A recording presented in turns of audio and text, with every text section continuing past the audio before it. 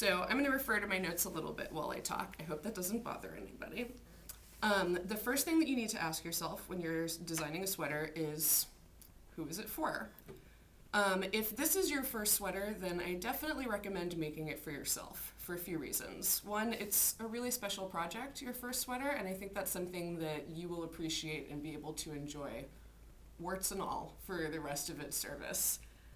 Second of all, you're going to have to take a lot of intimate measurements, either from a piece of your own clothing or from your own body, and that might be something you're more comfortable doing on yourself than on someone else.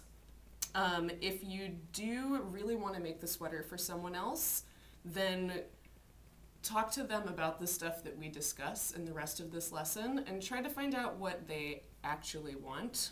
And you will need to steal one of their garments. So hopefully it's someone you know pretty well.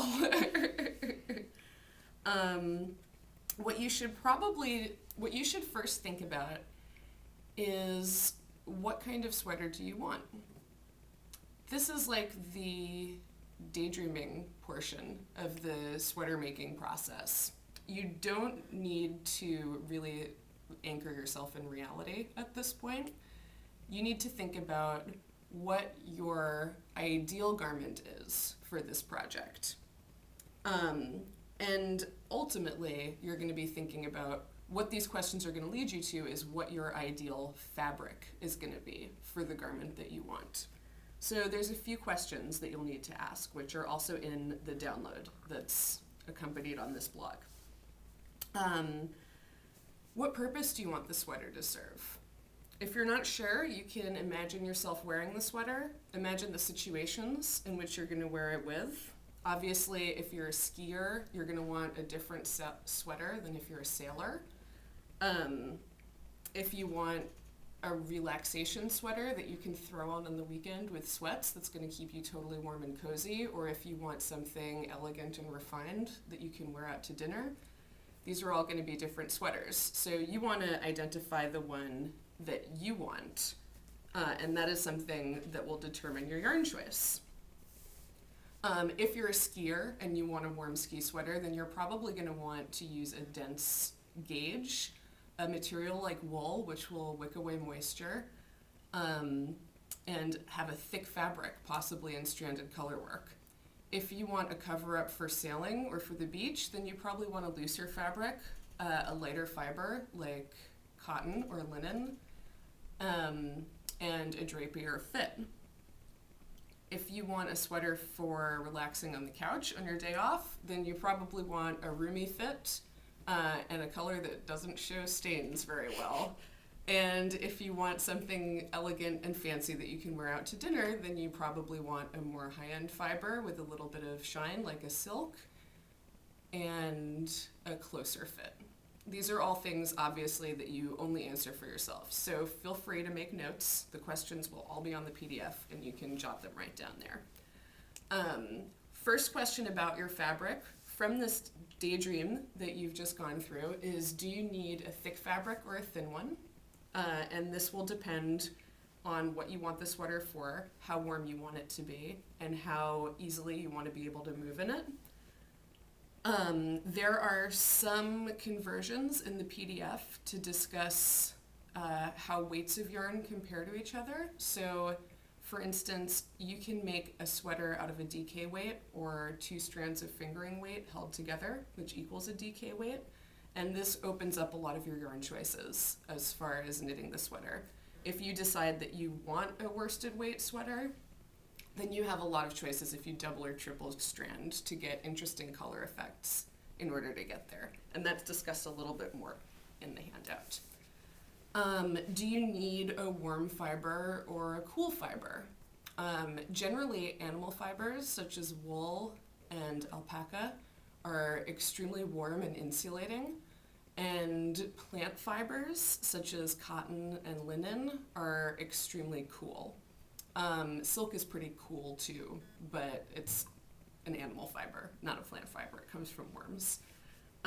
So think about what you want, what kind of warmth you want the fiber of this sweater to have. There are a lot of wonderful sort of in-between fibers like silk wool blends, which will have the extra coolness and drape of silk, but a little bit of warmth and elasticity from the wool. So it is not totally necessary to go feast or famine here, but think about what kind of weather and climates you're going to be wearing the sweater in. The next question is, do you want a drapey fabric or a more structured one? An example of a drapey fabric would be this red sweater, which you can see moves and hangs extremely loosely. This is usually a much more like elegant, high-end kind of look for a fabric. A more structured one, this is getting close to structured with the color work in this piece, or the collar of the sweater I'm wearing is definitely a little bit stiff and structured. And this is a matter of personal choice. Generally, if you want something like a Norwegian ski sweater that's going to be extremely warm and water resistant, then that's going to be a very structured sweater. If you want a sweater knit out of alpaca and silk that you're going to wear to a wedding, then that's probably a much more drapey sweater. It's totally up to you, and it's up to the sweater that you have in mind. Typically, animal fibers like wool, specifically non-superwash wool, like our wool of the Andes or pallet, are going to give you the most ability to create a structured garment. Other fibers such as alpaca, silk, superwash wool, cotton, none of them really have a whole lot of memory. So if you have any of these fibers in the blend that you use for your sweater, you're going to get more flow and more drape, which is something to keep in mind. If you knit it at a loose gauge, wool can still be very drapey. If you knit something like cotton at a very tight gauge, it can still be very structured, though it's really painful to knit an entire sweater that way. So you'll be thinking about this when you swatch for your gauge too. You're not locking yourself into structured or drapey or any of these things entirely with your fiber choice. So don't obsess about it. Just keep these things in mind. Definitely ask yourself, how much time do you want to devote to knitting the sweater? You might fall in love with the color of lace weight yarn and want an entire sweater out of it, but you probably don't want to knit an entire sweater out of lace weight yarn because it will take forever. This is a time where you definitely want to refer to the conversion chart on the PDF. If you are absolutely in love with a lace weight yarn, consider double or triple stranding it so that you don't spend 200 hours of your life making this sweater, because you can still get all of the wonderful fiber qualities and colors of the yarn that you love in less time. If you knit a sweater, obviously the more bulky the yarn you use, the faster the sweater will take to knit because the fewer stitches you'll need to get the same amount of area. So definitely think about that when you're choosing your yarn. Don't, however, choose a bulky weight yarn simply because you think it will be faster. If you hate wearing bulky weight sweaters, then it will still be a waste of time to knit it in bulky weight, even if it takes less time than it would have taken in DK weight, because you're not going to wear it.